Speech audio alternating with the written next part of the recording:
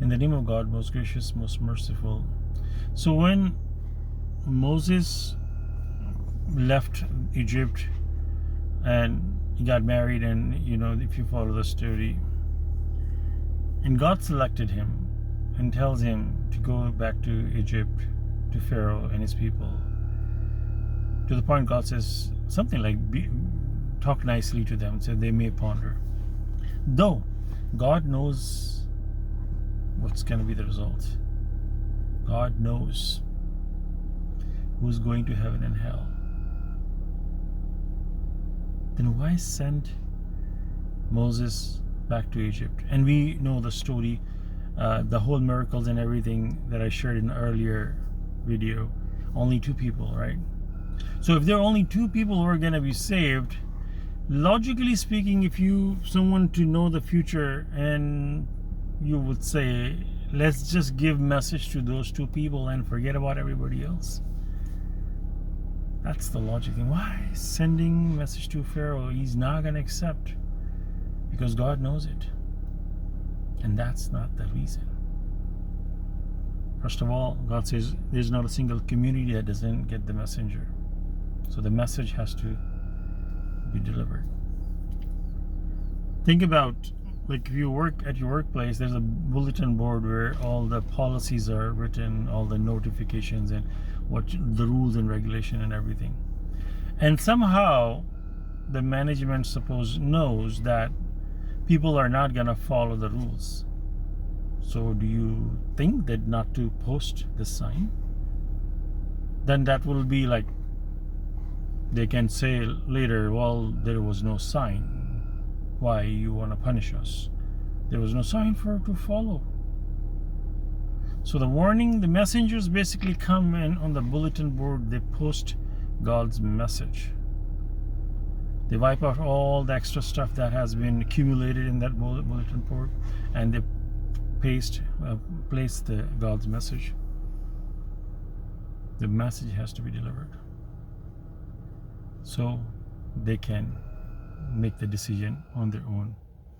Because otherwise, Pharaoh can say on the day of judgment, well, how come I didn't get the message? Everybody gets the message. In that kind of sense, we think about it. One way or the other. We choose to walk away. We choose to be heedless. We choose to turn our eyes from the message.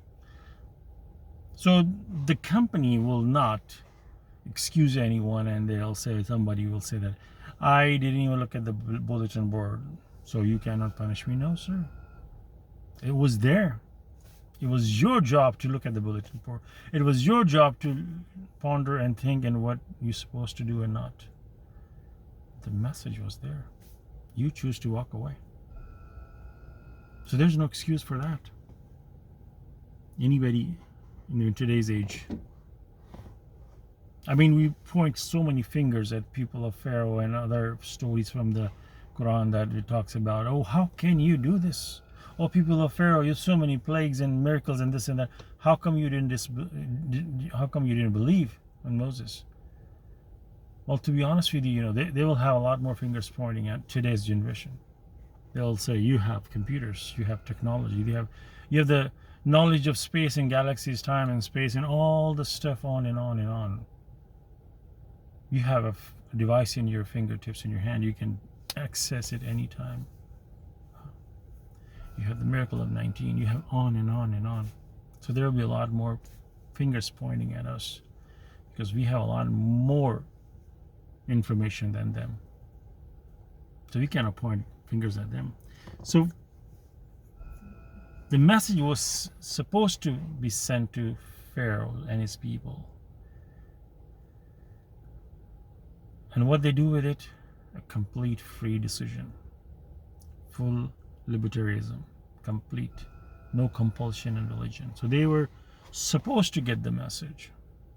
You post signs when you drive, the speed limit, where not to make right and left turn. And if you were to know that people are not going to follow, are you going to stop putting the sign?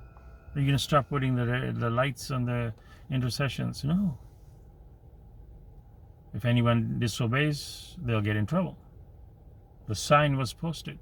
The speed limit was whatever it was. in that kind of sense.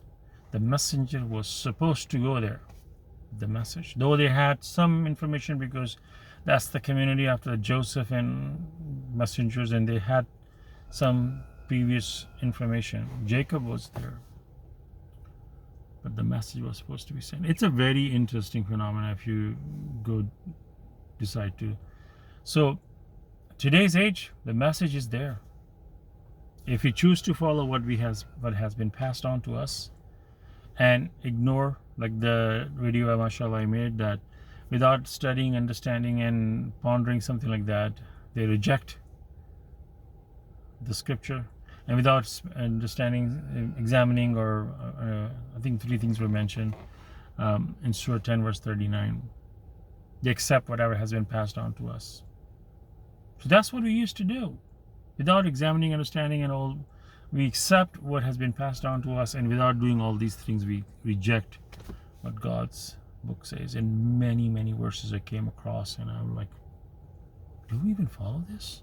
We have another source that's override this commandment. No, you're not supposed to do it this way. In a moderate tone. That's a straightforward commandment from God. How can anything override that? So we have another source beside God that's telling us, no, not like that. This and that. Many, many verses. So God has put the message on the bulletin board. We can just pass by the hallway and not even look at it. We're not going to be excused. We're not. God has put the message. God has done his job. Moses went there and he put the message on the bulletin board. I'm kind of giving you an analogy with the workplace. He left. Nobody can say that, oh, sir, I didn't even read the message. Well, it's your job. It was your job to be interested in this, to follow. Again, the stakes are very high. Praise be to God.